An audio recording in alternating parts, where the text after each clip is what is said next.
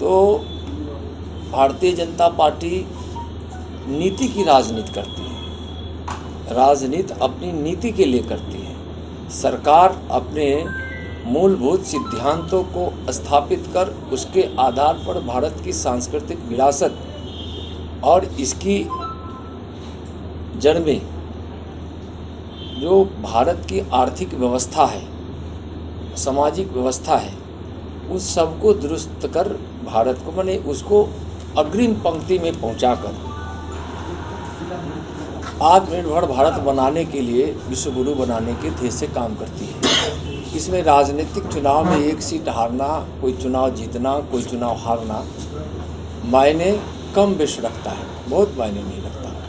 इसलिए कि हम उस समय भी काम करते थे जब हमारी कहीं न सरकार थी, नहीं हमारे जनप्रतिनिधि होते थे, और आज भी उसी अपने राष्ट्रभक्ति का भाव लेकर जन सेवा के लिए, भारत को विश्व गुरु बनाने के लिए, यहाँ से गरीबी मिटाने के लिए, कोई बेबस न हो, कोई अशिक्षित न हो, कोई बेघर न हो, ऐसे उद्देश्य से हम काम करते हैं। तो चुनाव का जीतना हारना मायने नहीं रखता।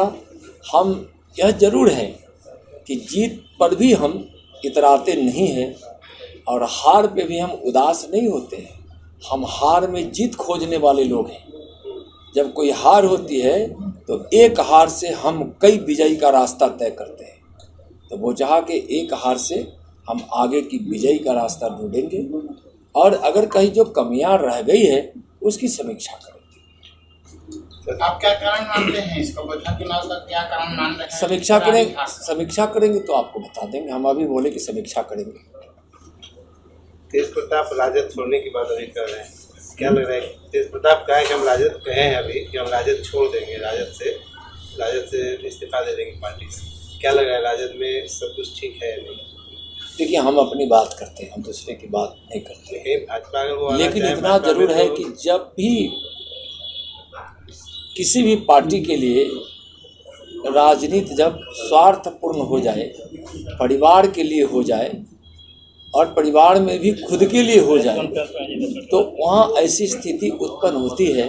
और आरजेडी परिवारवादी पार्टी है, इसलिए वहाँ इस प्रकार का एक दूसरे से भाई भाई में नफरत और जुड़ाव, यह तो एक प्रकार से कहिएगा कि स्वाभाविक। नहीं, अगर तेज प्रताप भाजपा में आने की बात कह दे कि हम भाजपा से आए, क्या एक्सेप्ट करेंगे? पहले वो आरजेडी छोड़ेंगे, उसके बाद की बात है ना।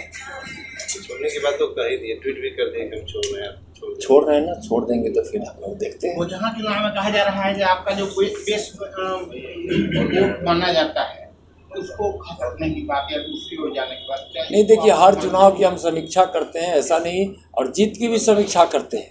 हम सिर्फ हार की समीक्षा नहीं करते, हम जीत की भी, हम लोग हार में भी और जीत में भी, समझे ना, समीक्षा करते हैं।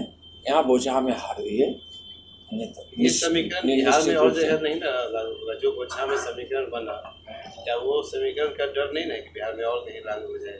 देखिए, हम लोग अपने नीति से काम करने वाले लोग हैं।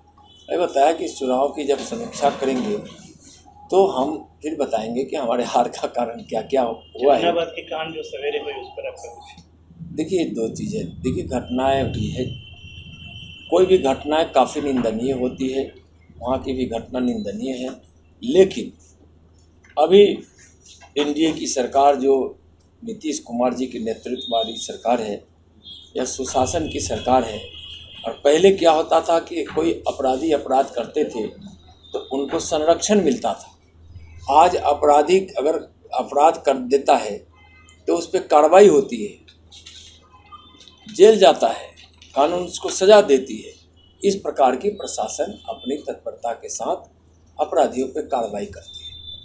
तो घटना कोई भी हो दुखद होती है, लेकिन यह सरकार तत्परता के साथ, सुशासन की सरकार है, कार्रवाई करती है, अपराधियों पर कार्रवाई करवाती है।